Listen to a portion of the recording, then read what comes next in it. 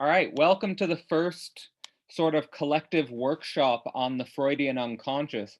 We're going to be going into the original materials written by Freud in the discovery of the unconscious in the 1890s. And hopefully this will give all of us some deeper clarity on what is meant by the unconscious and how we can apply this to our own understanding and our own lives. When we are doing work, when we are analyzing different phenomena in our world, or if we are just concerned about our own self and our own personal lives. I think some of the discoveries of the unconscious and some of the observations made by Freud in his earliest texts are extremely useful today for clinical problems and mental health problems, which are still just as problematic in our time as they were in Freud's, even if they get a different, historical flavor in our times than in, say, for example, the 1890s. So the three texts we're going to be covering today are Psychical or Mental Treatment from 1890, On the Psychical Mechanism of Hysterical Phenomena from 1893, and the Neuro-Psychoses of Defense from 1894. All of these texts are available in a document that organizes all of Freud's writings, a link of which I'll leave in the description if you're watching this on YouTube. And if you're joining me here now, I'm sure you've already had access to the document and hopefully had a chance to read these texts. What's really interesting, let's dive right in. I'll just give a quick overview, maybe 10-minute overview on these papers, and then we'll open it up and have a discussion about them.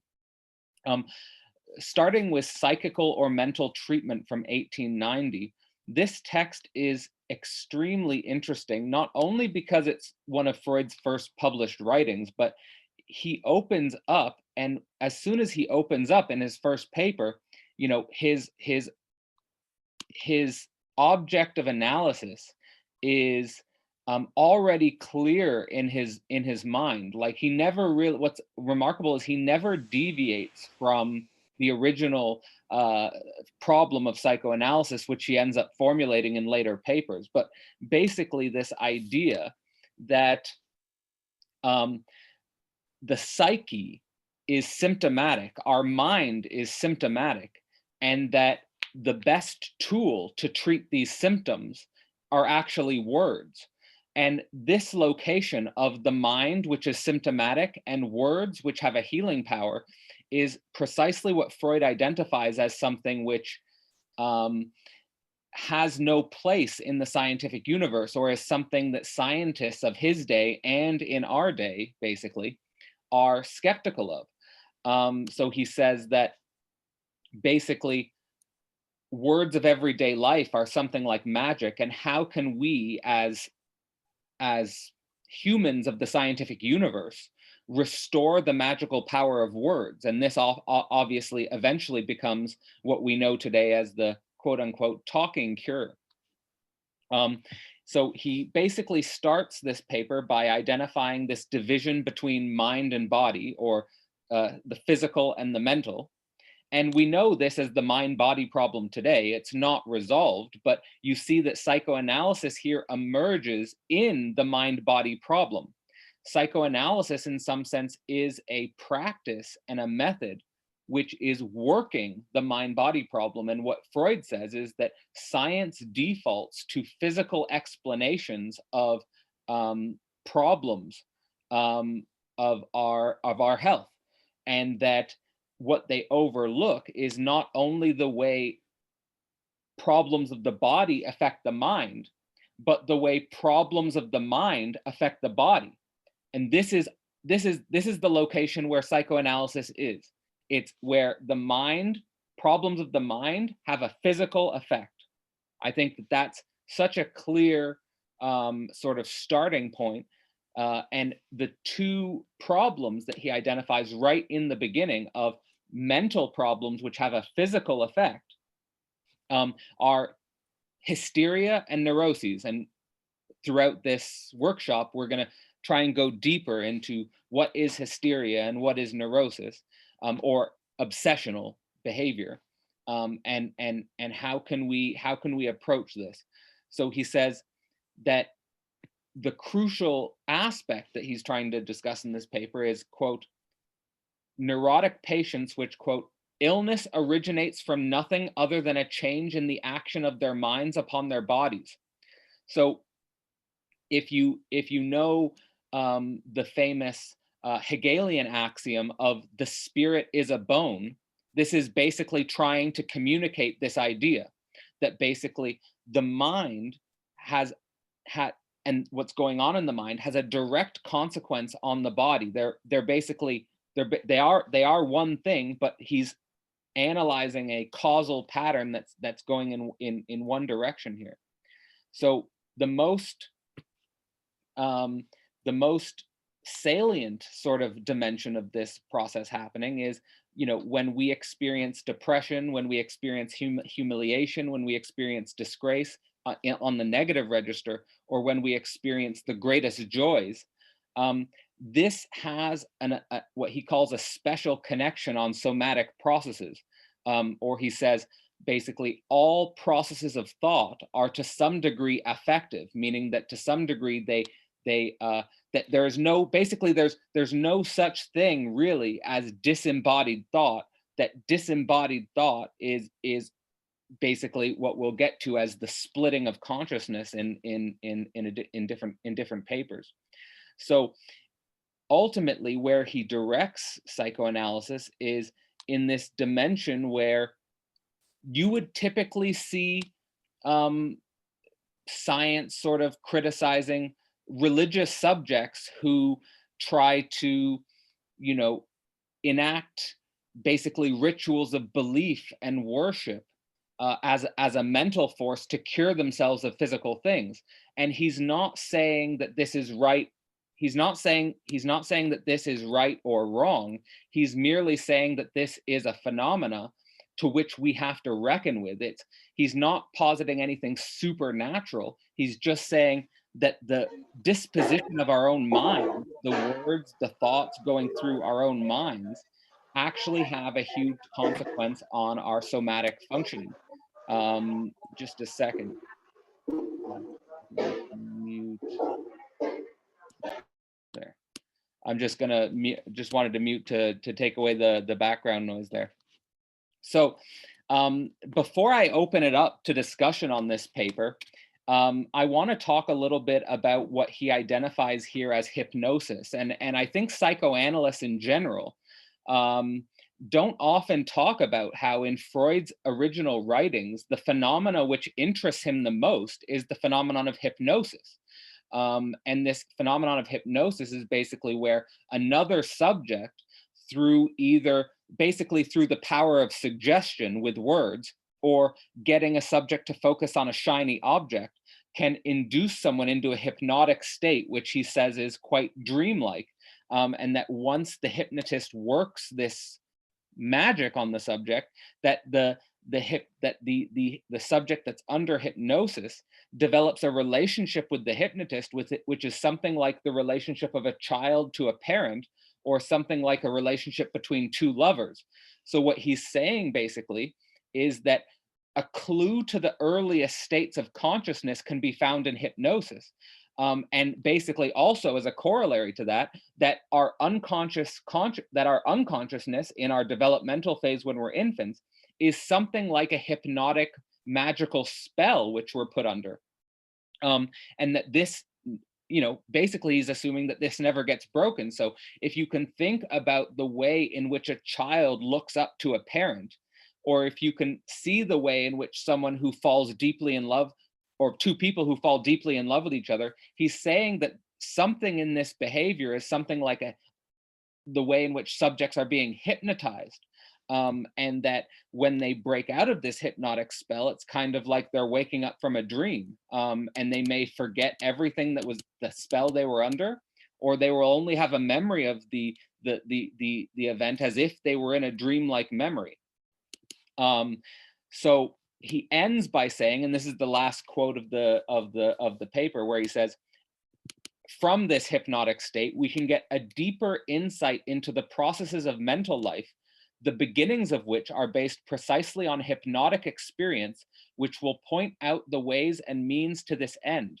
So I think that's a phenomenal and very interesting end to this paper, where he's basically saying that no matter what, no matter the subject, all subjects basically start their existence in a hypnotic trance, and that there's a risk of falling into this hypnotic trance again when we fall in love, or when we fall under the impression or the suggestions of another subject. We can almost fall into hypnotic trance, and ultimately he tries to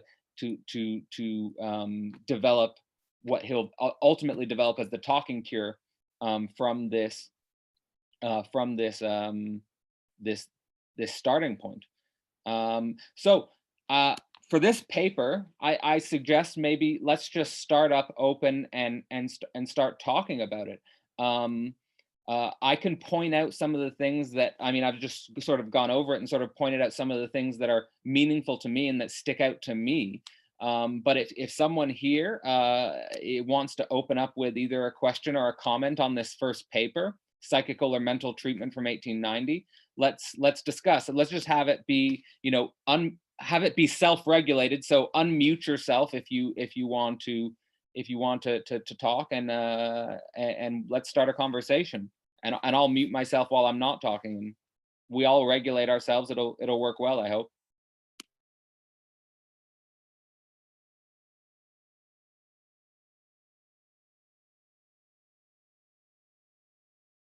Get a clap from Adley there. We have a chat here already in this paper on 1595, 18. I'm not sure. I don't know if you got the Adley just wrote in the chat. I'm not sure if. Oh, page 1595. He touches on the subject supposed to know. Can you go into a little bit about that, Adley? Not sure. If no one wants to unmute themselves, then I'll just keep on going on to to analyze the rest of the papers, and we can go from there. Well, I would say that I totally agree that the real trailblazing statement is that the source of, or how could I say, we can get insight into normal mental phenomena from development of these hysterical symptoms, which seems to be, from the layperson view, some kind of special phenomena. But obviously Freud is already doing something really, really groundbreaking in his work here.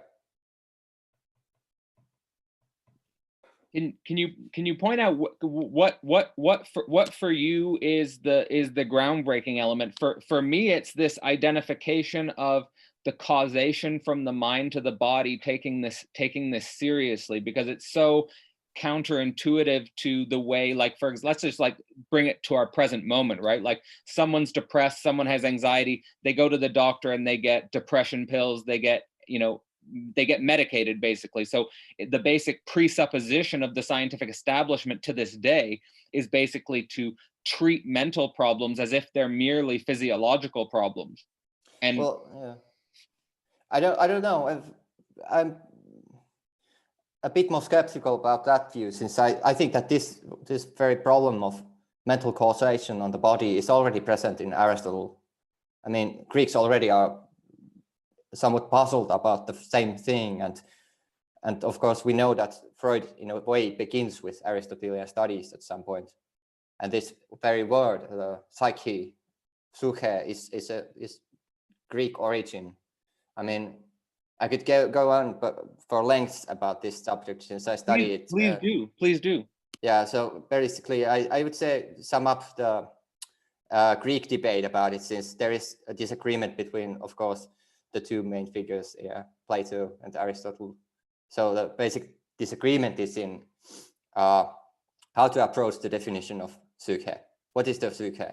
For Plato, it's more restricted. It's a bit even unclear from the Aristotelian perspective what's but the basic text with regard to Plato is probably Timaeus, and the overall interpretation of that view, of Plato's view, is that for him, every kind of psyche is in a way a degraded or somewhat diminished rational soul, because Plato held the rational soul as paramount in analyzing psyche.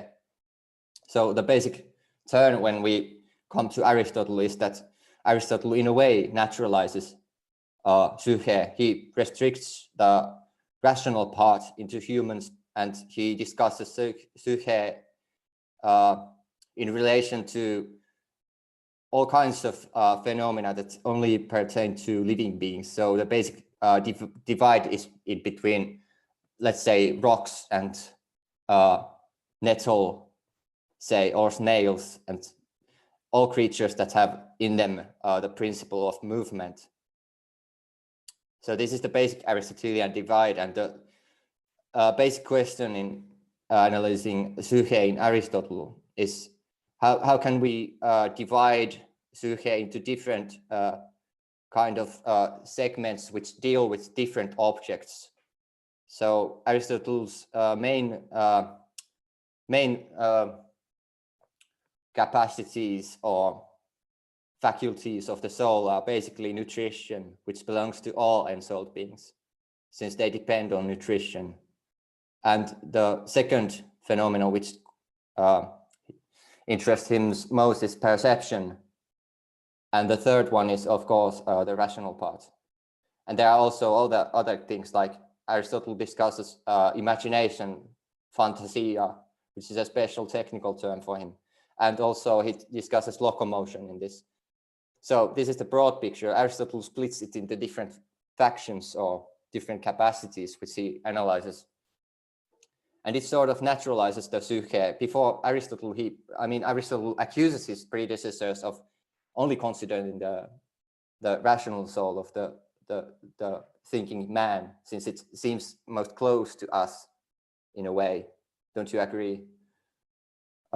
Yeah, I think this is a very interesting observation here, and this interesting distinction between Plato and Aristotle, where Aristotle's naturalizing psyche. Yeah, I have just one more point. Yeah, go for it. About this. Yeah. So the reason why I went on rambling about this issue is because when we read Freud's first paper here, the opening problematic it's included in Aristotle's opening problematic in Aristotle's definitive work with regard to psyche. The first chapter of Aristotle's work, which is easily the very first systematic, or we could say scientific study into psyche. It opens with the same kind of problematic, with the question of whether we can have the psychical determinants as primary, which for Aristotle is the forms or the ideas, and whether we have the body as the main primary point. So Aristotle is arguing essentially against both Plato, but also materialists. The materialists think that psyche is only the clashing of atoms or something like that. But Aristotle is trying to sort of carve up a divide between them and say that there is a third way. We don't have to think about only the body, but neither only the psychical determinants. Right. And it's an issue about mind-body causation also involved in there. So that's the reason why I was caught by the first paper, the first pages of the first paper. Yeah, I mean, I think obviously I would say Freud ultimately, and in his later, and even in this, but of course in his later writings, is looking for a third way. I don't think he's denying bodily causation on the mind, but he's just simply saying that the science that we have developed, which clearly I think neglects Aristotle in terms of certain mental properties like final causation and stuff which are absent in scientific ontologies. He's basically saying that this scientific materialism in some sense has an extraordinary power, but an extraordinary limitation when it comes to dealing with emotional problems of the body. and my question, I guess, to you from like Freud's saying that there's here an interesting parallel, which is fascinating, between Freud's first writings and Aristotle's writings. You know, do the Greeks develop something, or does Aristotle point towards something which look like psychoanalysis? Do they point towards something that looks like what Freud ultimately calls the talking cure, or some therapeutic treatment which would not be, say, your typical mystical or your typical pre-modern, pre-scientific playing with images, but really taking the power of our speech in the present moment as having a type of magical power? Well, yeah, the short answer is no, I don't think so. I don't think that they recognize the issue. I mean, Aristotle is quite straight away just ontological realist in a naive sense. And he doesn't think that our use of language or concepts in a way restricts our view of the world in any way. He just thinks that he's laying out the theory as it is from a realist perspective. And from what I've read Lacan further on, I think that probably the one formulation of an objection would be that Aristotle has this requirement of the coherence or unity of the subject going on, but that's a longer issue. Yeah, but it's actually nice, and it actually might foreshadow our discussions on the next paper, actually, this requirement of coherence or unity of the subject, and maybe we can save that thought for the next paper and give it the time it deserves.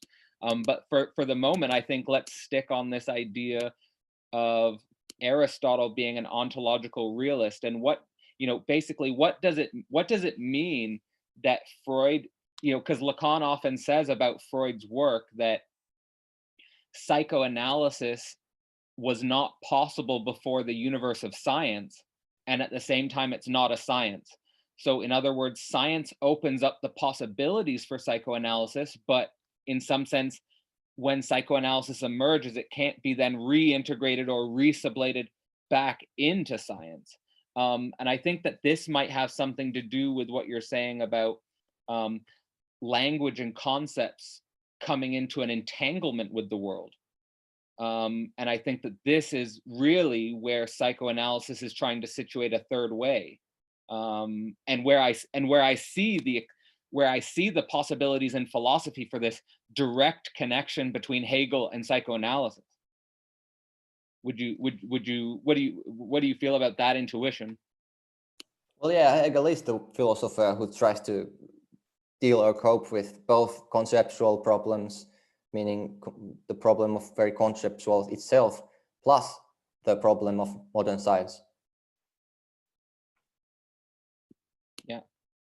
Yeah.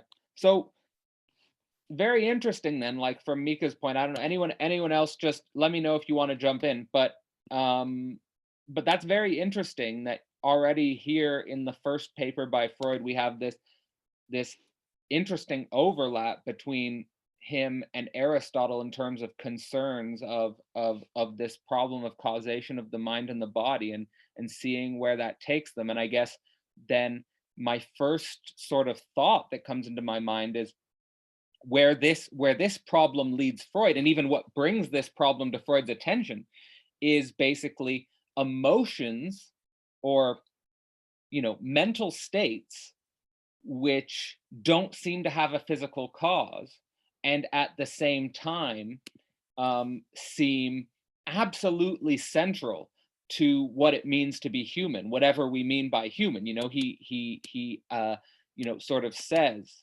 and I love in these papers how he brings up these examples of, quote, a child towards his beloved parents, or, quote, certain love relationships where there is extreme devotion. Of course, what he's describing there are the most intimate relationships that human beings experience in this world. And when I read most scientific papers, they just don't talk about those dimensions of life with any seriousness. And at the same time, that's so strange, because those relationships are so fundamental for your life. Like, if you have a bad relationship with your parents, that is going to color your entire experience of life potentially, and potentially irreversibly damaging in some situations. And a lot of people, obviously, maybe even most people, go to the grave without resolving their issues with their parents. I know that was true for my father. Or for example, the deepest love relationships where the deepest devotion emerges. You know, these relationships can make or break your entire life. So it's very strange that at the same time, the most important relationships and the most important dimensions of our mental life are mysteriously outside of scientific concern in large part. And the fact that psychoanalysis brings this and puts this front and center and says, you have to look at this, to me, is the remarkable dimension of this knowledge. Don't know if anyone else has anything meaningful to contribute here, but please feel free to jump in. I've more. Can you hear me, by the way? Yeah, you okay. Yeah. Okay, good. Now I'm more like meaningful to say. I have a question more about like, Sure. Because now we do live in an age of like cognitivism, and I have had personal experience with going to psychologists and all these kinds of stuff, and you can see exactly this, that objective, scientific, depersonalized therapeutic way, but they can totally be like that. So on the other hand, they try to deal with it in a very weird sense. For example, when I read on hypnosis, the thing I was thinking about is, oh, so like EMDR, I don't know if you guys know that, it is basically hypnosis, and they don't call it that. So it was interesting for me to read about hypnosis, but we use hypnosis these days, but we don't call it hypnosis. This repression of kind of discoveries of psychoanalysis and Freud, which, you know, we can't really repress them. So sorry, you said you have a background in cognitive science? Is that no. I was a patient, you could say. Okay. So I went through the processes of this, and I just I couldn't express it then, but I felt that there was something not right, because you're talking with an institution, and for example, in cognitive behavioral therapy, or the influenced by this, they give you homework. I would never make this homework. I would never make it, and I would say I made it. To be, to be honest about it, I would say that I made it, of course, because I want to defend my neuroses. That's what Freud. I am glad for you that you didn't. Yeah. But don't you think that these different labels, like, I don't know, EDM, DDM, blah, blah, blah, these kind of fake labels that they just invent from their, I don't know, their natural genius, don't you think that they kind of resemble some kind of lullaby? They repeat this like the Indians repeat the mantra, like Om. They have this own thing going on. They invent these kind of symbols and cling to them like religiously, I would say. Yeah, what's also interesting is that what comes to my mind is that this is, to be a hypnotist, you have to be very dynamic. You have to be a very certain kind of type which is able to do it. And this dimension is also kind of neglected. So we have a lot of people, well, basically you have a lot of bad psychologists who are not interested in their own personal spiritual path of seeking, like, what is my problems with my parents, or, you know, this dimension of things. So this is a huge problem, of course. Massive. So like, and also in the relation to like patient and therapist, this is what I notice in my life, is that honesty is not you towards yourself. It is a relational thing always. And if the therapist can't be honest about, I had a shitty day, I have problems with my wife or husband or whatever it is, can also be, you know, totally banal. But if there's not a basic humane relation, like the patient can't be honest, or like I couldn't be honest. I felt that it was the institution coming towards me. So I wonder how you guys think about this, and also the talking cure. So like transference, basically. Ho- yeah, how Freud approaches this differently. Well, let's take it one at a time. And Mika, feel free to answer too if you have your own perspective on this. I mean, I just think it was so funny what Mika said about, the cognitive behavioral therapist coming up with these words and repeating them and clinging to them like a religious symbol or like a lullaby, because what Freud's saying in his first paper is kind of like all subjectivity starts out in a state of hypnotic consciousness, and therefore if you don't understand that, that's still a part of your unconscious, and it's a very strong part of your unconscious, and so that could come out in these like I see scientists do this all the time, coming up with these symbols which they have to repetitively chant, and it's a weird way in which the mystical universe emerges and revives in the scientific universe itself. So that's not too surprising now that it gives you a different perspective on it when you read this. To your question specifically about this CBT and the institutions coming towards you and like giving you homework and stuff, it's kind of like the problem with the psychologists, as far as I see it, is that they are trying, so like they're doing the opposite of what Freud is doing in this paper, which is basically saying, like Freud's basically saying, hey, materialist science, there's a huge problem of causation here we should pay attention to, whereas the typical psychologists basically say, can we become a materialist science? And they try to fit themselves within a materialist science framework instead of thinking totally different principles, like maybe the mind cannot be understood properly within a framework that was developed to deal with planets. Maybe we need a totally different framework to approach the mind. And I think the consequence of that is that you get this type of thing that you're being subjected to, which is basically they're trying to eradicate you as a subject. And the reason they're trying to eradicate you as a subject is because they've already eradicated themselves as a subject.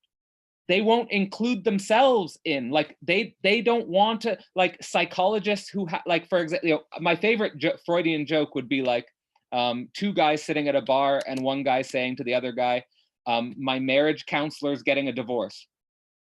This type of thing, like where they don't include themselves in the model itself, like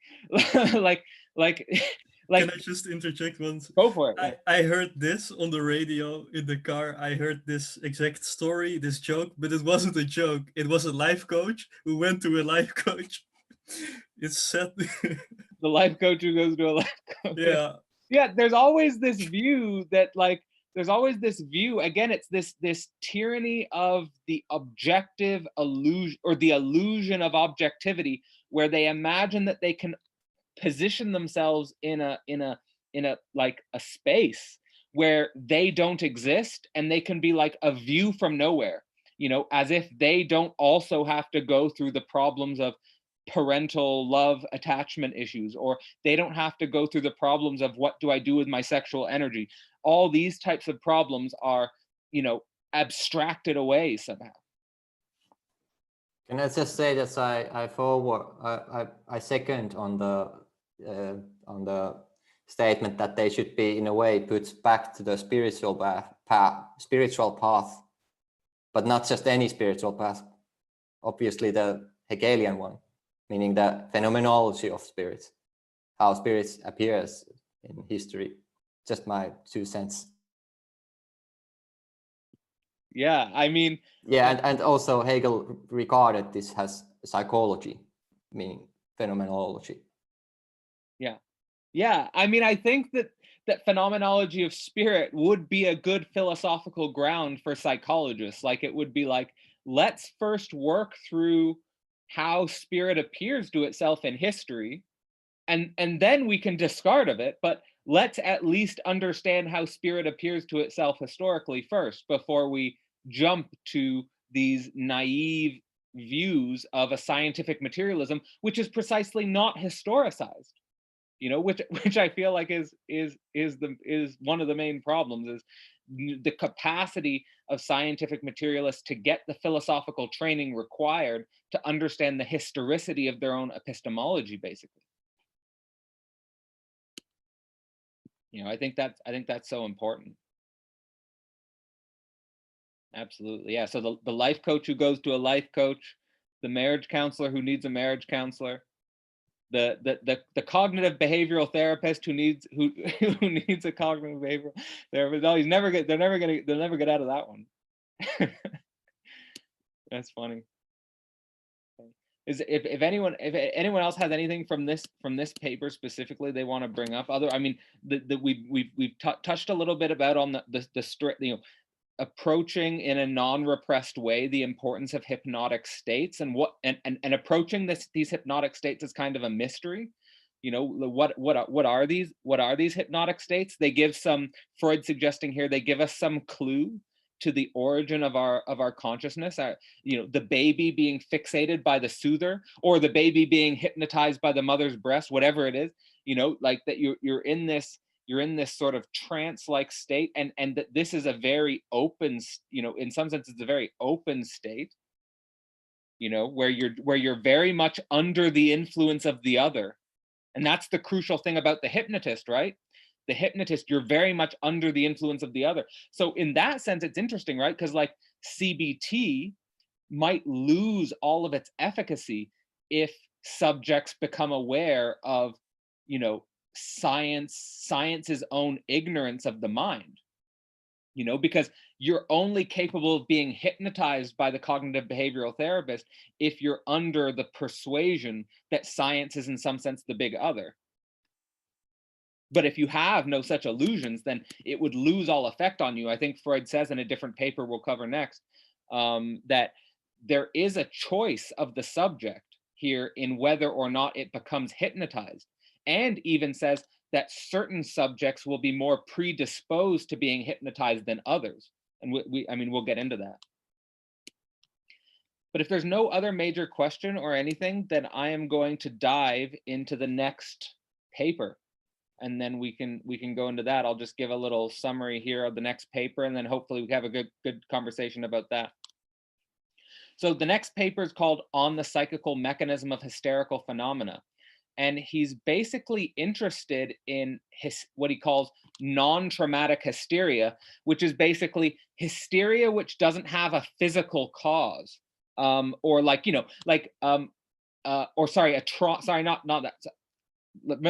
a trauma that doesn't have a physical cause. So like, for example, let's give the classic examples of trauma, like the war veteran. If you're a war veteran and you've been shot, and you have now a traumatic association with gunshots and your experience of being physically shot, that makes perfect sense, right? It's an extremely traumatic event. It makes sense that your memory of being shot, or your memory of being in war, is going to be re-triggered or re-emerge if you hear another gunshot. But he's talking about a type of trauma, a type of hysteria caused by trauma, which is not necessarily having a physical cause, but it's, again, this psychical trauma. And he says it's the result of, quote, an affect of fright or an affect of fear. So the mind is in a huge state of fear. And why? That's the mystery for Freud. Why is the mind in a state of fear when there's no clear physical reason why it should be in a state of fear? Let's see here. So he says here, quote, every hysteria can be looked upon as a traumatic hysteria in the sense of applying a psychical trauma, and that every hysterical phenomena is determined by the nature of the trauma. So the question for him arises of how someone can be hysterical from something from something psychically traumatic that may have happened 10 or 20 years ago. So again, we're already pushed back to the possibility that the reason why hysterical patients are experiencing trauma is because of a psychological fear that they may have experienced in their earliest years. It could have been in their infantile state. It could have been in their early developmental state. And why does this fear persist into the present day? He says here, quote, nothing for hysterical patients, that the impressions of the memory have not lost their affect and whose memory has remained vivid. So in other words, the way hysterical patients will act is kind of the same as the way in which they would have reacted emotionally to the original traumatic psychical fear of in infancy or something like that. It hasn't lost its strength. It's remained just as powerful throughout the whole body. Let's see here. I think he gives then two groups of hysterics. So the first group of hysterics are, quote, memories involved with trauma so great that the nervous system had not sufficient power to deal with it in any way, or ideas to which the reaction was impossible for social reasons. He says, quote, this applies frequently to married life. And then the second group of hysterics are an absence of reaction lies not in the content of the psychical trauma, but in other circumstances. Content and determinants are events in themselves quite trivial, but which they acquired high significance from the fact that they occurred at specific moments. So let's try and unpack these two groups for a moment before discussing it. So the first group of hysterics are basically people who are dealing with psychologically disturbing experiences which are perceived to be impossible. So in other words, he gives the example of married couples.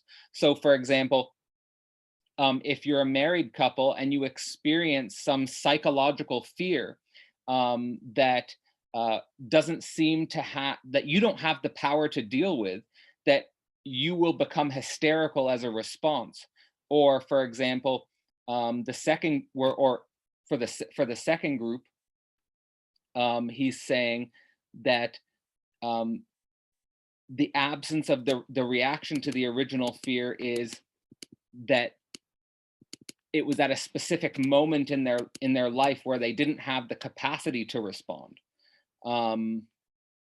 for whatever reason. So it's more on the one end, there's a fear that is due to the overwhelming power of the body, and on the other end, there's a fear which is due to a certain social developmental stage. But nonetheless, there's this fear which the mind can't deal with, and which becomes hysterical as a reaction.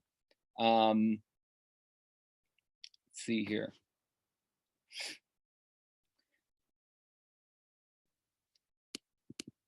See, maybe just to summarize then, and maybe open up if anyone has questions or comments. It seems to me that the hysterical dimension of the patients and the mystery of the hysterical dimension of the patients has to do with psychological struggle with basically incompatible situations, or psychological struggle with impossible situations, and that because it can't be dealt with consciously, the idea of that event has to be distributed through the body and has to be expressed through the body in this overly emotional hysterical reaction. I don't know if anyone else wants to jump in here with what they think about this idea.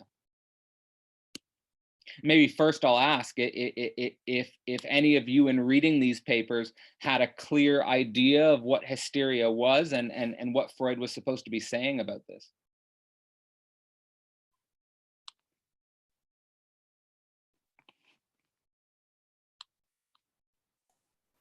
Well, I was left wondering, what do you make of Freud's notion of common or non-traumatic hysteria? I didn't understand this. What did he mean by it?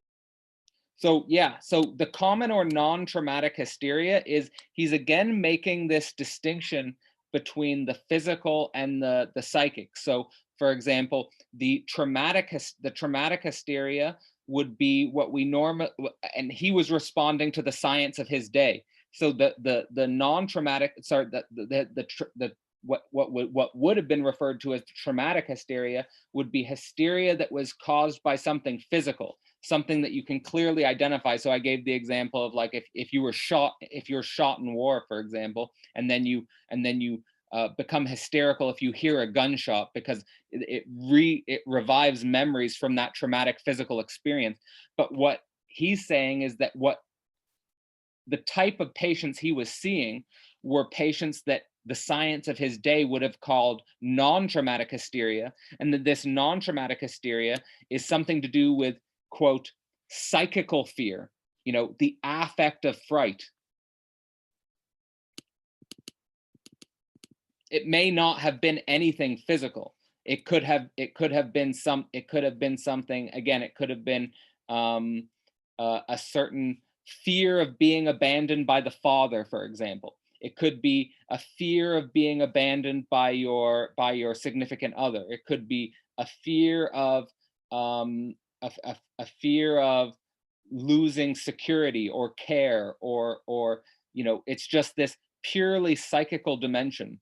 And to me, if I'm stretching and leaving this text and just going into the psychoanalysis we know, of course we have, for example, Lacan's idea that we have this tension between the image and the body, where the body is impotent and the image as a defense creates a certain omnipotent image.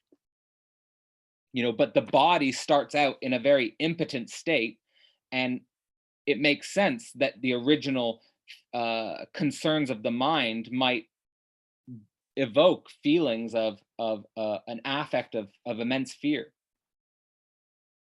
of losing safety, security.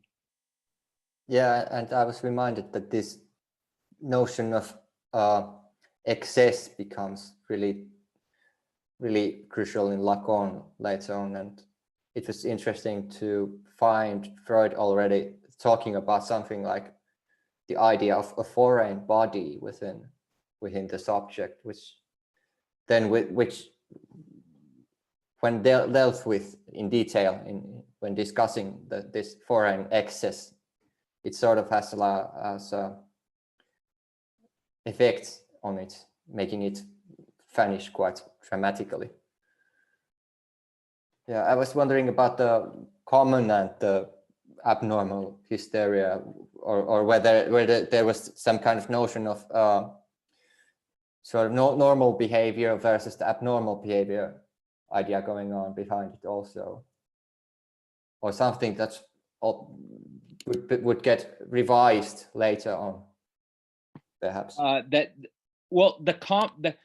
When he says common or non-traumatic hysteria, he's specifically referring to the work of, I think he quotes Charcot, CHRCOT, and saying that our notions of trauma and our notions of traumatic hysteria come from the work of Charcot, and that the limitation, that he says that there's great progress been made in his work, but that there's limitations of his work precisely because it has nothing to say about psychical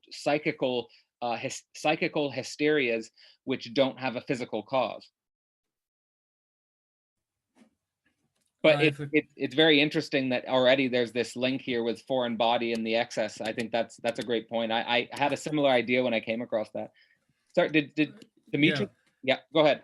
I wonder about because if I think about hysteria, I always think of obsessional neuroses too. That's the so where should we position the hysteria about which he's talking in here? Is it inclusive of obsessional neuroses, or is it just not talking about obsessional neuroses? Like how? So and we're gonna get clarity on this question definitely in the next paper, but for purposes which will be hopefully foreshadowing this next paper. The language on where to situate, making the distinction between hysteria and neurosis isn't quite clear yet in his early papers. It's something that becomes clear. And it's something where the obsessional, he does end up making a clear distinction between obsessional neurotic activity and what you could call hysterical neurotic activity. In this paper, he calls hysteria one of the great neuroses. So at the moment, we can just say, for example, there's a field of neuroses, and in the next paper, we'll get a more clear demarcation of these neuroses, one being hysteria, one being obsessional, and the other being psychosis.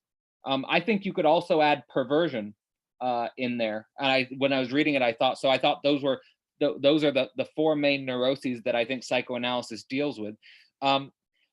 The most important aspect of hysteria, as distinct from the obsessional neuroses, is that the hysterical neuroses are affective excitations of the body as a whole.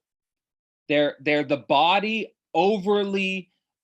getting overly emotional and having sort of like a nervous system out of control. Whereas the like you could think about, like, for example, he gives the example that these emerge very often in married life. So let me give an example of that. Let's say you have a husband and wife who are having a talk, and the husband says something which might be mildly disturbing, like I don't know, you forgot to pick up our kid from school, or you were 10 minutes late for picking up our kid from school, and then the wife gets extremely emotional. So basically what I'm trying to describe is a overly emotional reaction given the problem, like a disproportionately emotional overreaction. So what Freud's saying, these would be the dimensions of hysteria, where there's an excitation in the nervous system, an excitation in the body, which is actually being triggered by a past memory, which has nothing to do with the current problem. Does that make sense? Is that Dimitri, Dimitri, does that make sense? Yeah. It makes a lot of sense. Okay. If anyone else has a question on hysteria, don't be shy. It makes it a lot more fun if there's multiple voices. if everyone just listening to me, I mean, I can keep talking forever.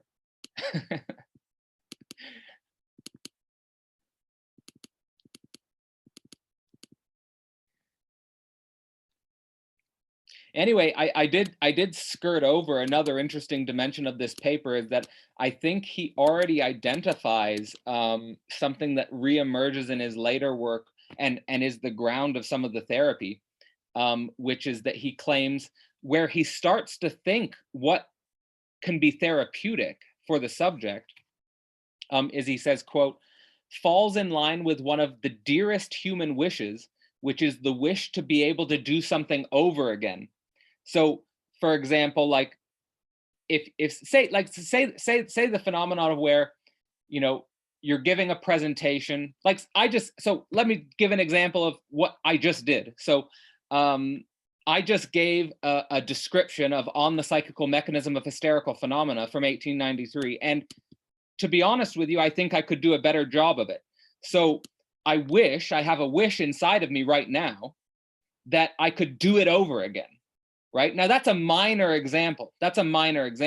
Now, say, for example, you're doing a PhD thesis and you really mess it up, or say you're on a first date with someone who you really like and you mess it up, right? Like, this is what he's saying is one of our dearest wishes is to be able to do something over again, and this inability to accept when we do something and we mess it up and we can't go back. And that our inability to do this creates a type of buildup of affect in our body, which distributes throughout the whole nervous system. And if we don't act it out, if we don't have good friends so say you mess up a first date and you have no one to talk to about it, and you never talk about it, but you deeply are upset that you messed it up. You know, what Freud's saying is that if you didn't act it out, if you didn't talk about it, you know, if you don't have good people around you who you can express all your emotions with, that emotion is going to stay in your body. Those ideas are going to stay in your body. They're going to build up, and they're going to be reenacted the next time you are on a date with someone, you know, or something. It's gonna come back. It's you have to get it out. You know, like one of the things I can say, for example, one of the things I've been doing every morning I take a cold shower, and one of the things I do in the cold shower is I just act like a ape. Like I just go nuts. And I allow myself to do that because my body needs to get out a lot of energy. I'm an ape still, but I'm here giving an advanced lecture on Freud somehow. So I've got to get it out still, you know, like it can't just stay in my body. It can't, or it's going to build up. And then if one of you upset me, you know, and I hadn't done the self-work, then I'll get super upset at you, but disproportionately, you know, like it makes no sense. I would become hysterical, you know. This is what Freud's talking about. Daniel, unmute yourself if you can. I don't think we can hear you. Oh, there's an audio issue. See if you can fix your audio, because I'd like to have you chime in.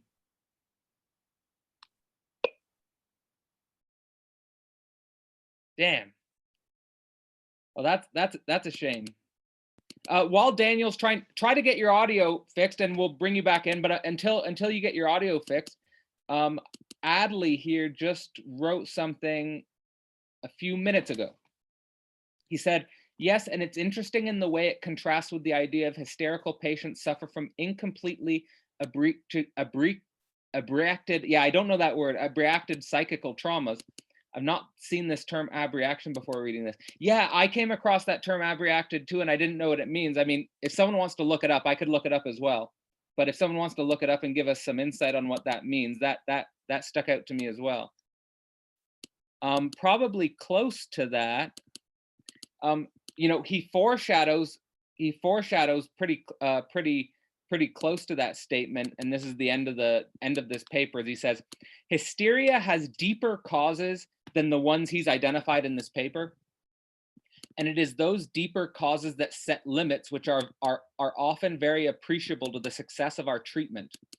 So what he's saying is that there's a problem about hysteria that's potentially even deeper than these observations that he's been making in this paper, and that limits the treatment of, you know, at this time period, basically saying that there may be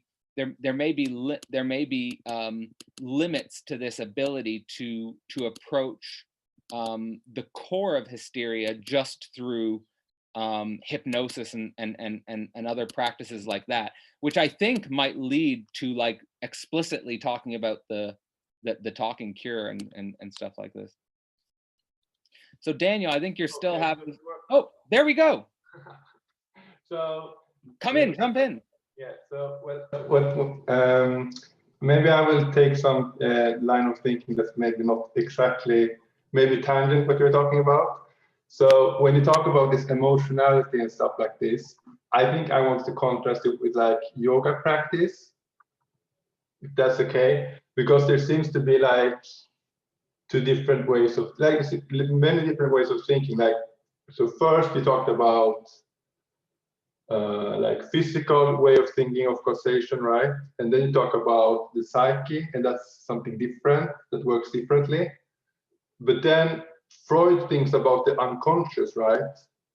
Also, and the unconscious is something that is mostly bad or something like destructive or something like this. No, like hysteria is like an excess or something like this.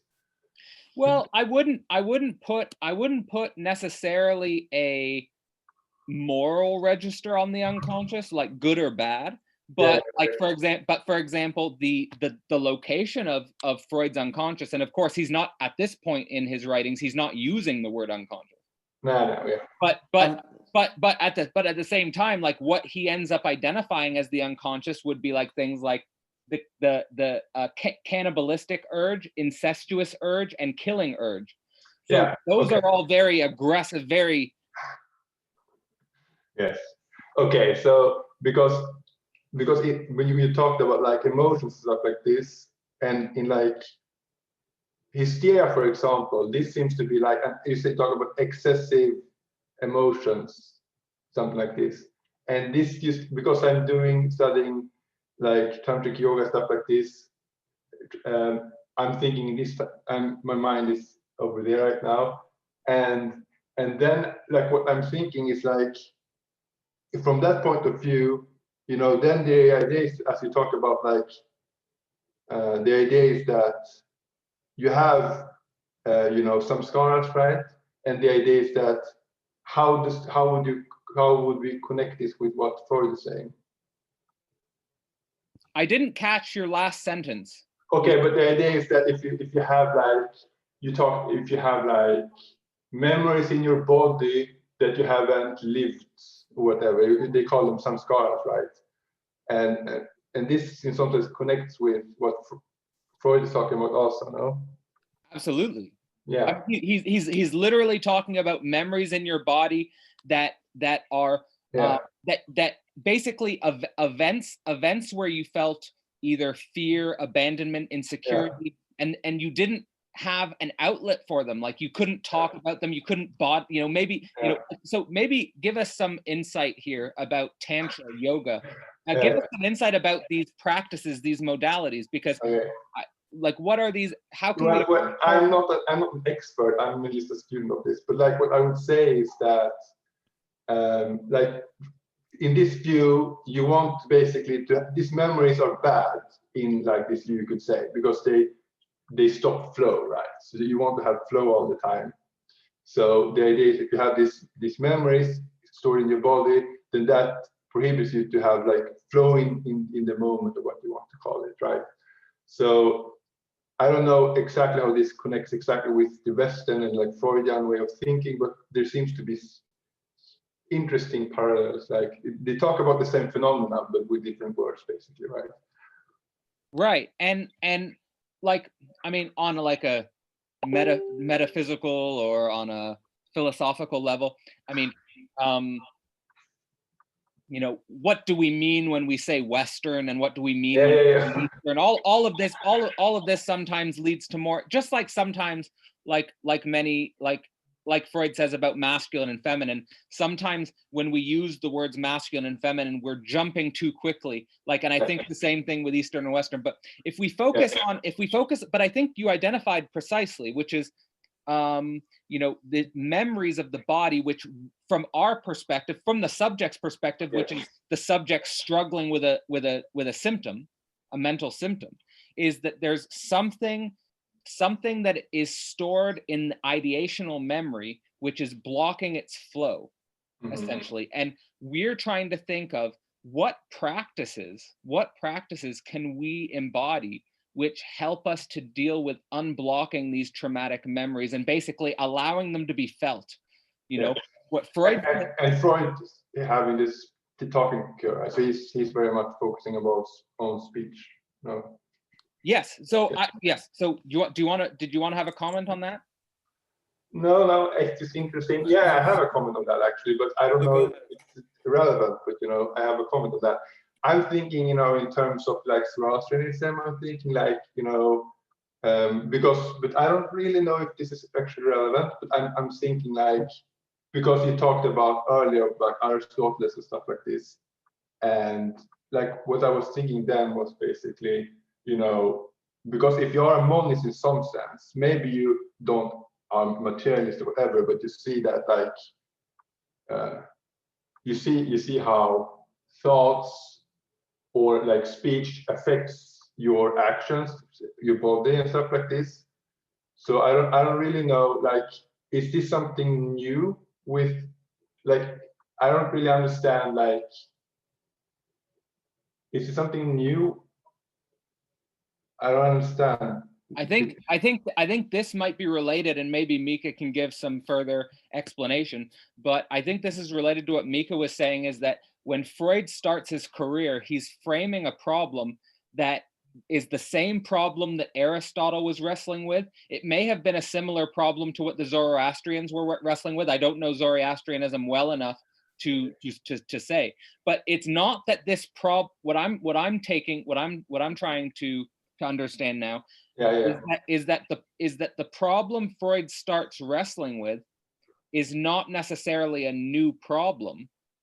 It's a problem which he is then interpreting in the context of the late 19th century, and is developing a method that might be helpful to relieve sort of emotional symptoms which previous historical epochs may not have known how to deal with. And to be honest with you, I think we still don't really know how to deal with them. I would like to just comment on what you said, is that on abreacting, it is that we cannot react to something, that we abreact to it. So I basically in the chat said that if Atlee would slap me and would quickly run away, and I would shout at the next random person, I'm abreacting to them. I can't respond or react to Atlee, so I'm abreacting, afreagieren. And the whole point of what you described, Kadal, is basically that how do we get from constantly abreacting to reacting so we don't have to abreact anymore? So yeah. That's really helpful. What came to my mind was like your typical 9-to-5 worker who gets frustrated on the freeway, like starts freaking out in his car because someone cut in front of him. Of course, he's abreacting, like or something like that. There's so many other things that are built up into him, and that makes me think. And it's also something I've been thinking from other people I've been talking to in a therapeutic context, that one of the only ways we could get out of abreacting, as you're describing it here, is situating our analytic practices within socioeconomic context, within broader communal context, basically. Because if we just view ourselves as individuals without sort of all these other practical concerns, then it seems to me that we're ultimately not going deep enough, which even Freud suggests here in the end of the paper by saying hysteria has deeper causes, and it is those deeper causes that set limits which are very often appreciable to the success of our treatment. So he's basically saying our treatment is limited. He's clearly identifying here that the ways in which we can treat mental symptoms is extremely limited. We're still just trying to figure it out. And well, he ends up dedicating his career to trying to figure it out. May I? Also, you may. Yeah, all right. Something that came to my mind when I was listening to Daniel's comment was that this idea, which gets really prominent in Jordan Peterson, is that we are in a way always caught in some kind of drama, just playing out characters all the time. And the psyche does not consist of one main character, but you are many characters. When you, for example, get addicted to a drug, you play out a scheme or a play in a way. And when we are constantly abreacting to everything, we are in a way caught by forces or unknown spirits in a way, since we don't really know what's going on all the time when we are most obviously when we are having some kind of mental trauma or some kind of the hysterics that Freud starts to observe, he really starts to, I think, recognize that there are some kind of structures going on in every case, and it always has to do with certain ideas. And when he starts to listen to these hysterics, and when we read the descriptions, it sounds like there are people who are really on some kind of low end. They are probably poor or in bad health and everything. But he always finds some root cause or some primal scene which sort of plays itself out during their whole developmental history. And what I was thinking about when discussing different therapeutic practices, I mean, yoga is a very different practice, mainly because it doesn't place the value of speech at the paramount. I mean, yoga is a way of dealing with negative phenomena in our mental life in many similar ways, but I think that the main difference is that Freud begins with the speech, since he tries to locate the kind of the original cause, which is always some kind of cultural phenomenon, or in a way culturally determined. If we already read from this paper, that he's suggesting that it's something that has to do with cultural reasons. So there's difference, I think. Yeah, I don't know. Daniel, did you want to say something in response to that, since you're sort of a student of yoga, or if not, I can. Yes. So it was one thing. I think that from a yogic perspective, what I've learned is basically there is no view of like curing people or something like this. There is no view that there's something bad with people. This is not the paradigm this is in at all. But yeah, I would say.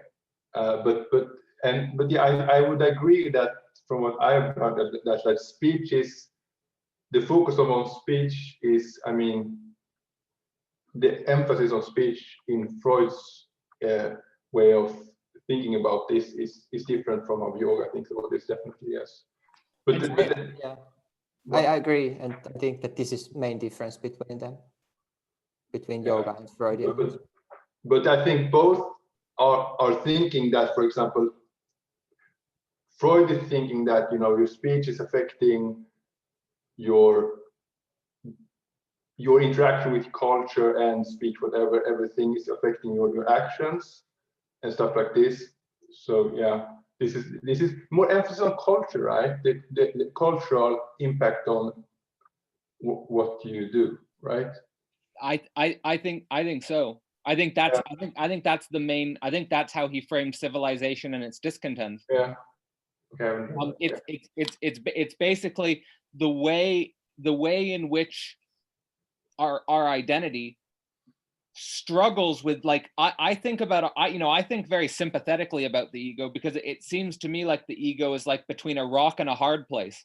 You know, on the one hand, you've got all these bodily energies of billions of years of evolution built up in your body, and then on the other hand, you've got all of these cultural norms bearing down on you, and you've got all this social others which are expecting things from you, or you know, regulating you. So you're caught between these two dimensions, and you know, no wonder you're neurotic, or no wonder you've got, you know, hysterical problems or something like that, because you're really, how are you supposed to work out these two tensions and be sane at the same time?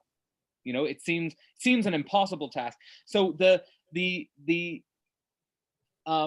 dimension of Freud emphasizing speech, let me just give, like, the, you know, going on like the examples from the first paper of, you know, if you're hypnotized by your parent as a child, or if you're hypnotized by a lover or something like that, and you can't break out of it. I think what Freud's saying is how you break the spell can't be just through a bodily practice, but it has to be through actually talking about your childhood. It has to be actually talking about your relationship. It has to actually be making it intelligible some way, because the thing is that these relationships which hold us, whether they're the relationship with your father, the relationship with your mother, the relationship with your closest relations, these relationships are somehow more, they're intelligent, but they're not fully intelligible to you as an ego.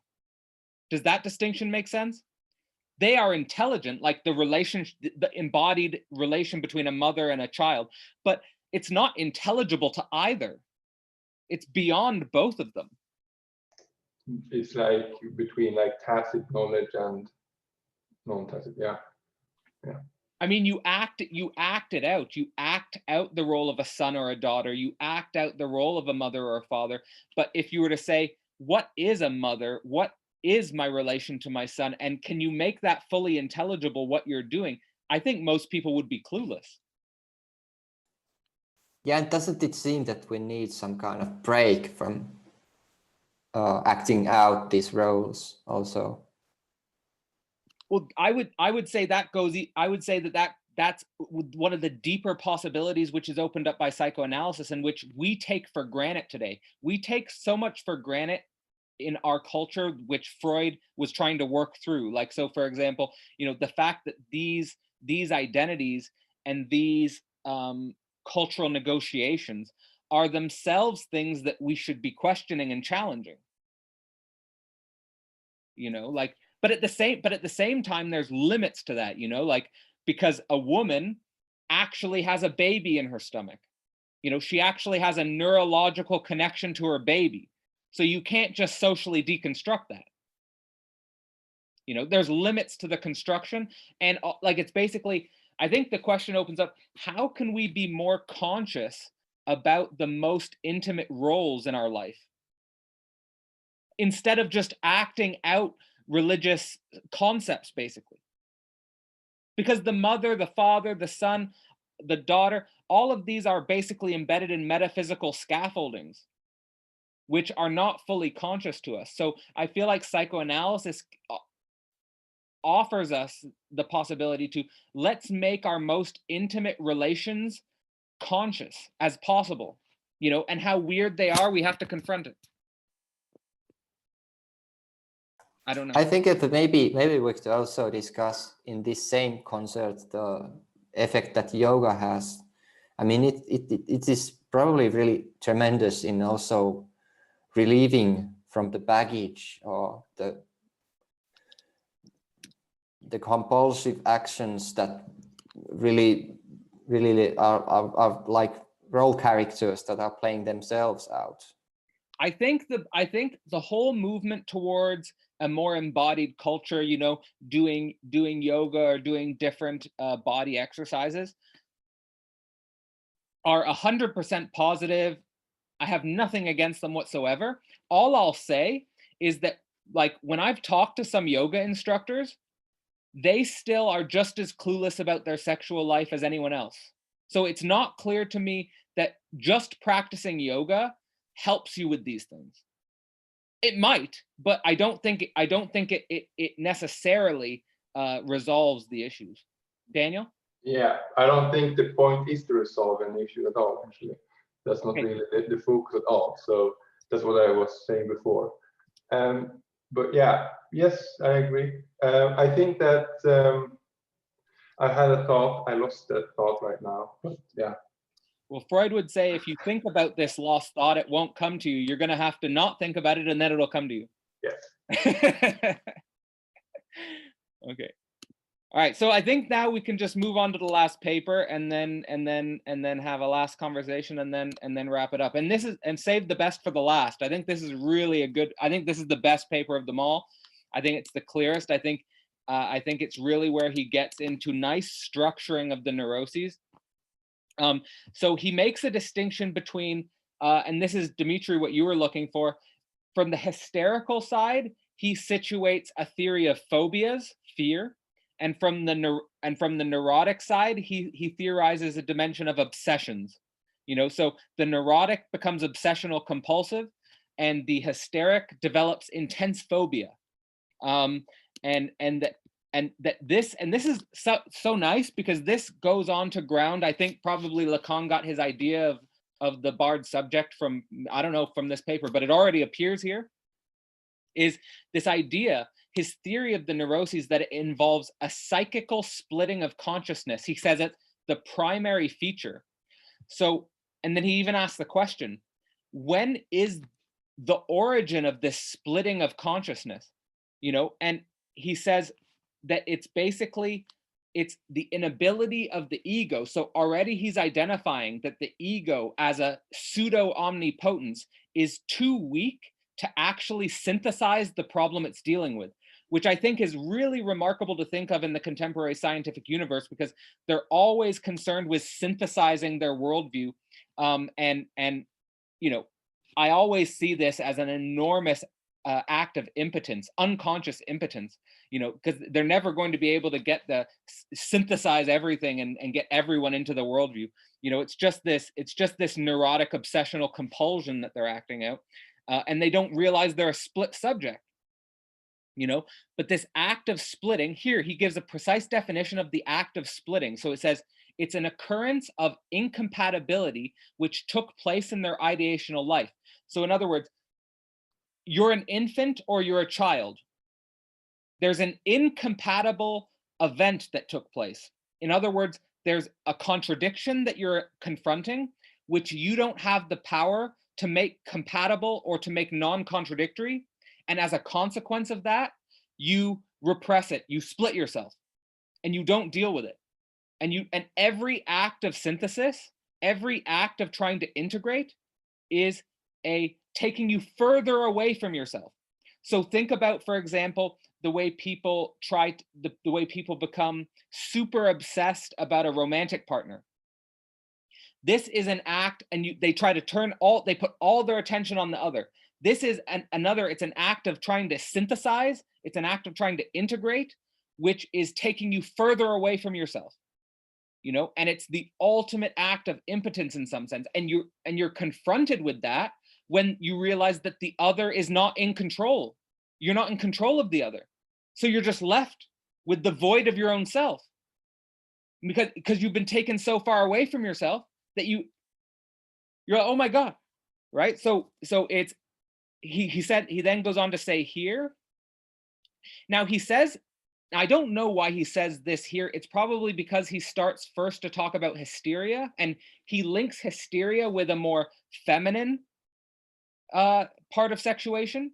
And this is not strict, right? Like men can be hysterical. I can be hysterical, but he links hysteria with a more feminine mode of being, and he links obsessional neuroses with a more masculine mode of being. But he says specifically for hysteria and the feminine, he says, quote, incompatible ideas of this sort arise chiefly on the soil of sexual experience and sensation. So in other words, when a girl is becoming a woman, quote again, when a girl is becoming a woman, it's very likely, high probability, even inevitable, that they will encounter an incompatible idea about the relation between their mind and their body as it relates to sexual experience and sensation, which will have to lead to a split in their consciousness. And that this split will be defended against, this split will be repressed, this split will be too much to handle, and so forth. Basically, the location of this split will be in relationship to a woman's or any hysterical subject's deepest fear or deepest phobia. Don't go there. Don't go there. Speak anything except there. Right? We won't go there. We'll even say that there's nothing there to be concerned about. You know? The ultimate question. Yeah, sure. Can you hold the question just till I finish the paper, and then we'll go fully into the discussion. And then I just want to make the distinction here between hysteria and neuroses, where he claims hysteria transforms an excitation into something somatic, something bodily. So the whole nervous system. So again, like think about the archetypal, stereotypical woman who goes into a bodily overexcitation about something which is not really that big of a deal, right? It's because all of these excitations are being revived in their body. He gives the metaphor of electric charge spreading over the surface of a body. So like when someone's getting really hysterical, it's almost like it's electric charge over their body. You know, that's the idea being revived throughout their nervous system. And then with the obsessional neuroses, now this is your typical academic like me. This is neuroses. Incompatible idea attaches itself to other ideas which are not in themselves incompatible and thanks to a false connection turns into obsessional ideas. So basically, you become obsessed with non-sexual ideas. So for example, I became obsessed with the theory of evolution, which is not, I mean, I never connected it necessarily with my sexual life. I just became obsessed. I'm going to think about the evolution of all life, because that's easier to take me away from the reality of my body, for example. Or for example, I'm just gonna think about space and time. I'm going to think about space and time. I'm going to think about galaxies. I'm going to spend my whole life formulating a theory about galaxies instead of paying attention to what is really going on in my body. This is the obsessional neurotic. And they'll do anything to not talk about really what's going on inside their body and so forth. So he says here, some subjects will recognize this and accept it. Some, he says, few. He says most who become aware of the sexual origin of either their neuroses or their hysteria, most say they want to keep it silent. They want to keep it silent. No talking about it. Both cases, let's see. He then, at the end of the paper, also talks about psychosis. So you have here hysteria, obsessional neurosis, and then psychosis. And he says psychosis is more energetic. So I would add a fourth, I think, and this is psychoanalytically justified. The fourth would be perversion. And I would say both psychosis and perversion are more energetic than obsessional neuroses and hysteria. I would say obsessional neuroses and hysteria are the first level of a failed ego. And then if the ego goes deeper, it's probably, on the one hand, on the more feminine side, psychosis, which is basically the type of woman who's totally hallucinating and has no patience or tolerance for any masculinity whatsoever. And then you have the, on the other end, the perversion, which is probably more on the masculine end, where all sexual life has to be put into a very narrow, perverted activity, which gains a type of strange arousal.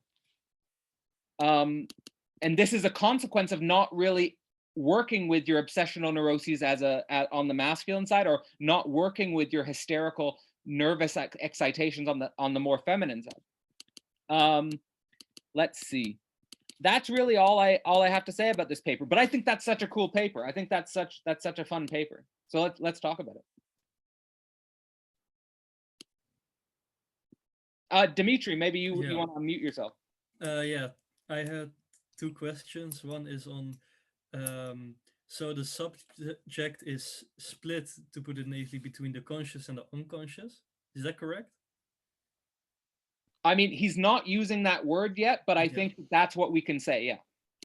Okay, and another one would be, so where do we locate the paranoiac? That's obsessional neuroses, right?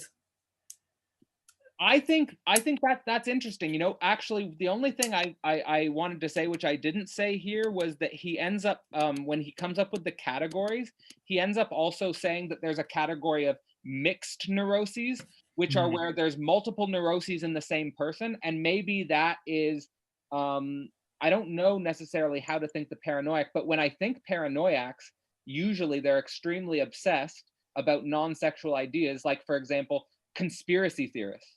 Like when a conspiracy theorist becomes paranoiac about something, like coronavirus comes out and all of a sudden they have a complex theory of aliens, you know, this is a very strange type of paranoiac theorizing, which I would say is neurotic. Okay, but how can you, so let's say, coronavirus, they are little robots, which the government wants in all of us. Some people probably believe that. How is that different from a psychosis? I struggle to see the difference between that. And also, yeah, I think that is, I mean, it's weird. I think what you're describing is this collision of mixed neuroses. Yeah, because that is the strangest thing to me when I read about obsessional neurosis, hysteria. I can get the main ideas, you know, I see it in my life, I see it in other people, I see it in myself. I can see, you know, different aspects from hysteria, obsessional neuroses, but then isn't it always mixed? Here's the thing. Freud being he's very masculine in his now, he's a very interesting masculine thinker, because he's in some sense a masculine thinker who's trying to question logos in a way that scientists are unable to. But at the same time, because he's a very masculine thinker, he wants clear categories. You know, he wants everything in clear categories, where in reality it might be a lot fuzzier. It might be a lot messier. He tries to emphasize this towards the idea of mixed neuroses. So there could be more complex affective arrangements where there are multiple neuroses interacting at the same time. I don't know. What if you have any response or anything you want to say? Well, it's just baffling to me that, so I can be hysterical, but I guess I identify as a man, and I would say I'm mostly obsessional. But it's not really about like me asking what am I, but more like so these categories basically blend into each other. Isn't that kind of a bad thing? Well, if it is how it is, I mean, if it is the way it is, then we want to know what it is, or we want to know what the truth of it is. Like, yeah. Now, if the truth of what it is interferes with our capacity to clearly conceptualize it, I mean, I would say that that's all the more trouble for our conceptualization, but we nonetheless have to deal with these strange, what I would call fuzzy categories. You know, like, for example, in my life, it's, I think, relational. Like, I can be obsessional neurotic about something, and then in a different relational context, I've also known to be can be hysterical. Oftentimes I become hysterical when I'm challenging a master's discourse, for example. Like, if someone's coming to me with a discourse where they're saying this is the discourse that is the truth, I'll become hysterical. Like, I'll immediately tell you it's nonsense, and I'll get overly excited about it. You know, but so I don't think that these are necessarily fixed things, or like, because ultimately what psychoanalysis, at least in the Lacanian school, the subject is the void point. So the subject is not, you can't like, the subject can't be put into a conceptual box, if that makes sense. So you can't say I am obsessional neurotic as like an absolute function. It's more a developmental thing that's relational in certain context. Yeah, that's a good definition for a Lacanian subject, that which is not an object. That. You want to maybe go into that for Mika, yeah. for those who don't know as much about Lacan? Well, I think that we can definitely trace it to the idea of split being at the root of psychical life. So in this paper, I guess the main idea that Freud elaborates on or observes is that there is some kind of split between what exactly. Maybe between, he's conceptualizing the sexual energy in here, and also the ideas that don't fit, and the split takes place so that you have to transfer the energy somewhere. And when you were describing this, what goes on in this split is it the problem that when we are sort of forced to withdraw the energy from the incompatible or the bad idea, is it the problem that why is then the next idea? Why is there some locus to which we can then shift the energy, or the I mean, in the page 304, he thinks that the excitation, he talks about excitation here, and it has to be put to another use in a way. So that's the idea, and to come back to Lacan and today, I think that this idea is something that gets into a metaphysical idea only when we get to Zizek's philosophy. Really, I think that it's not sufficiently philosophical in Lacan even, probably, since I don't think that Lacan thinks that he's doing philosophy in any literal sense. So we need to get to philosophy before this idea of a split becomes really a metaphysical problem. And here I was thinking also, if I may also discuss the idea of new materialism, which is gaining some popularity today, and as some kind of the new black, which can, when you were saying that there's this idea of being able to incorporate everything into one's theory, it's well, everything is matter, everything is vibrant, and so on. This is the idea of new materialism, basically. And well, the basic phenomenon that doesn't fit into the thinking mind of the academic who is really excited about the new materialism or whatever, it's the idea that there is some kind of incompatible idea at the beginning from which you have to withdraw your sexual energy, which becomes attached to the the motivation for the new materialism is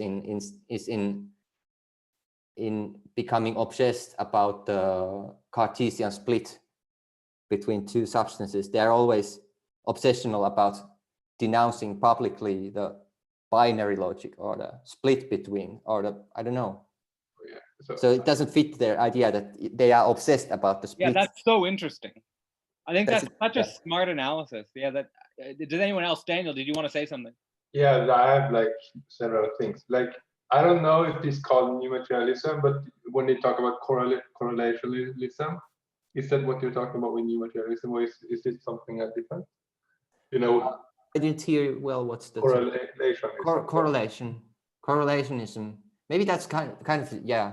Yes, they're like against Kant, right? They don't like Kant. Yeah, but my question was, what I was thinking before was like about the ego, because maybe Freud, Lacan, and Zizek have like different ideas of ego. So when you talk about ego, what are you referring to, like more precisely? Me, that I'm guessing that's directed towards Mika. Yeah, and you, Kadra. Yeah. Yeah, the idea of ego. Maybe we can relate it to the idea that it's René Descartes posits that there is the mental substance. Is Yes. that what you think of with ego? I don't know what you mean with ego. You're talking about using this idea, right?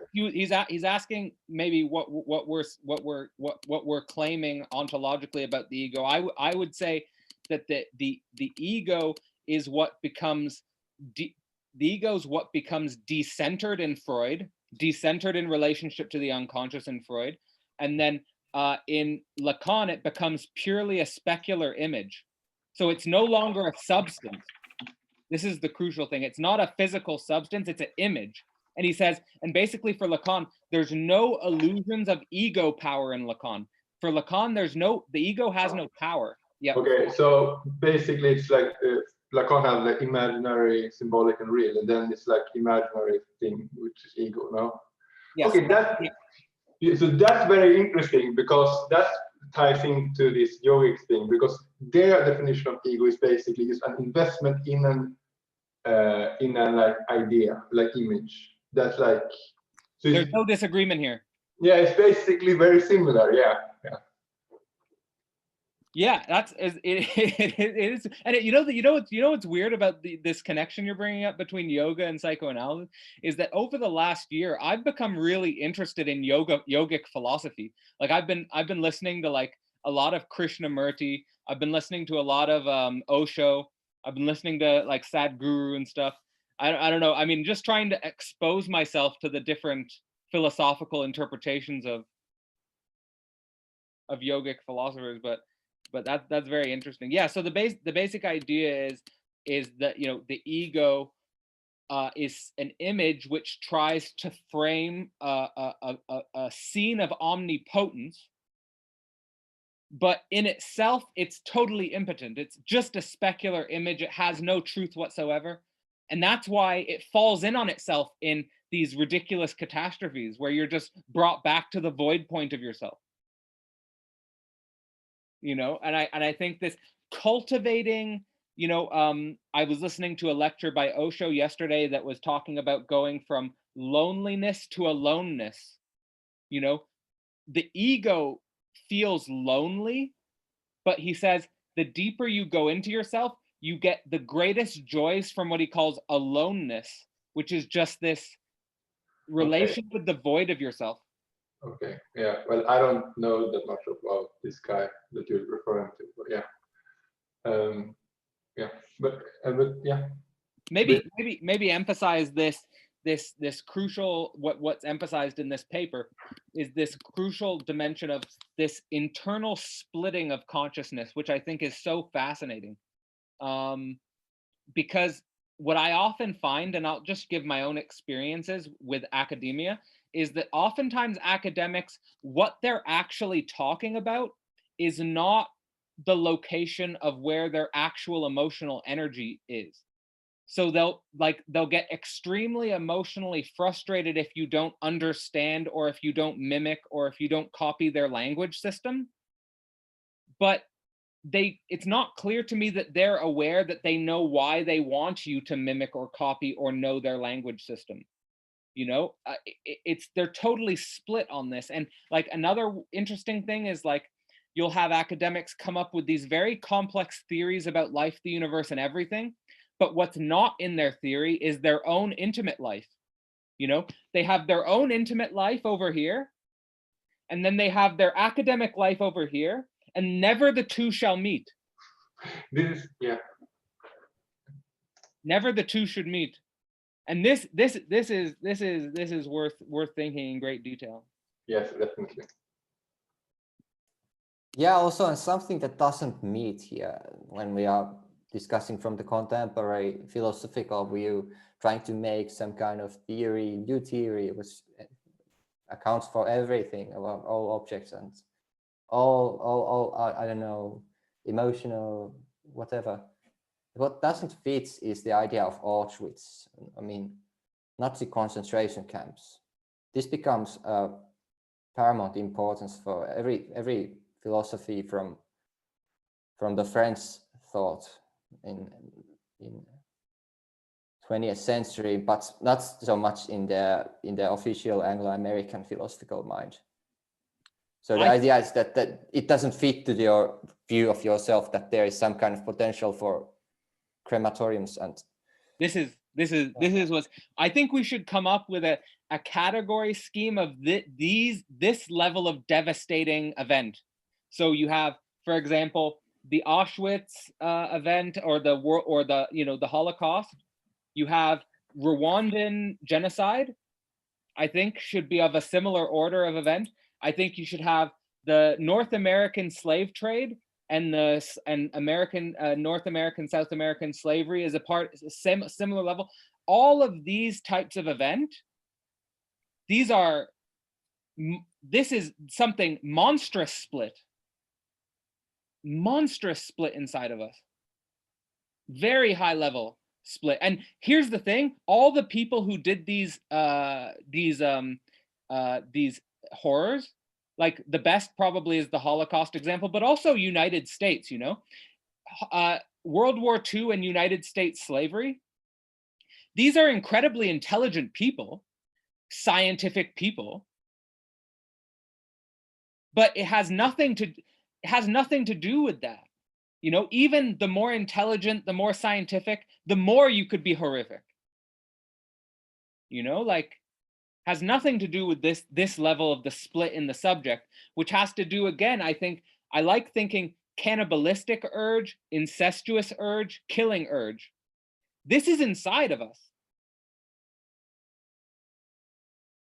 This is inside of us, and it's okay. So, you know, it's easy to, if I brought this up at most scientific conferences, it would be, we're not talking about this. We can, yeah. Well, I think that this is truly, like, Kadal, you've introduced me to this idea of how do we cope with this? And for me, this is also a highly political question, because like each one of us can try to live in this universe, or this symbolic universe, where we try to, you know, be our own, the not to abreact.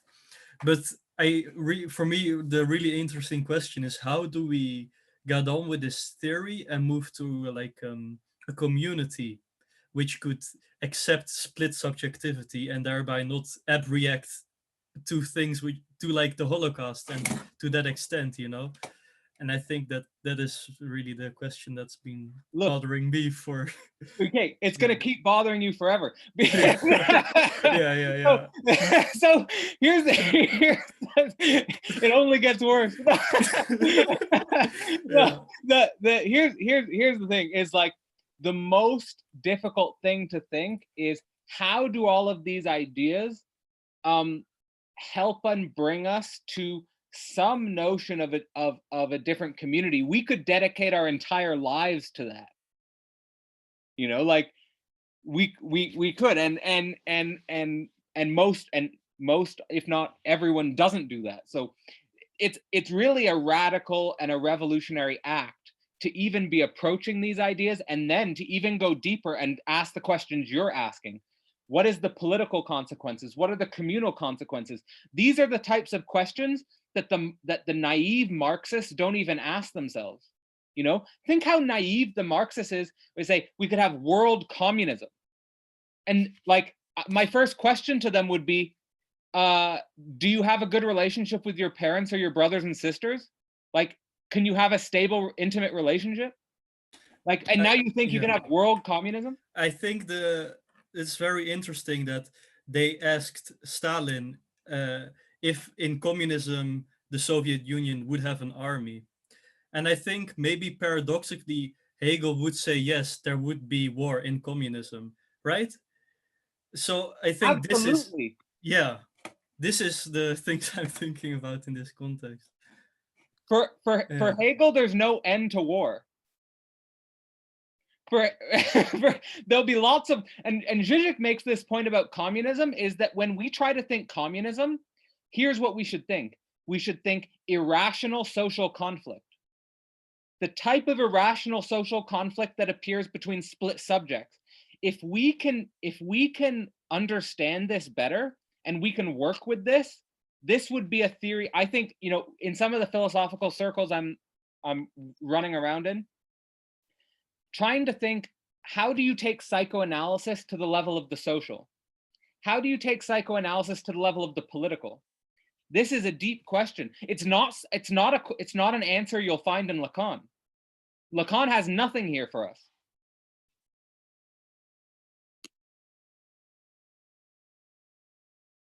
I think it's very deep. So thank you. I think unless there's someone who really wants to talk and join, who hasn't joined yet, I'm gonna wrap this up. And I just want to let you all know, and for the people watching on YouTube, if you're watching after, that I'm going to be trying to do these every 2 weeks. And we are going to be trying to go through all of Freud's writings and discuss them, as just like we did here, as hopefully as openly as we can, and just take our time. There's no rush, just to get used to these ideas. It's really a different way of thinking, and it's really can be emotionally challenging. The more we bring ourselves into these ideas, the more emotionally challenging can be. So it's really, I just thank you all for being here, and for all the people who participated with me. I just want to thank you guys for bringing your questions. And I hope this was helpful. So thank you all for being with me, and I'll put out a link to the next event in 2 weeks, and hope to see most of you back. Yeah, thanks. Thank you, guys. It was very nice. Thank you. Bye.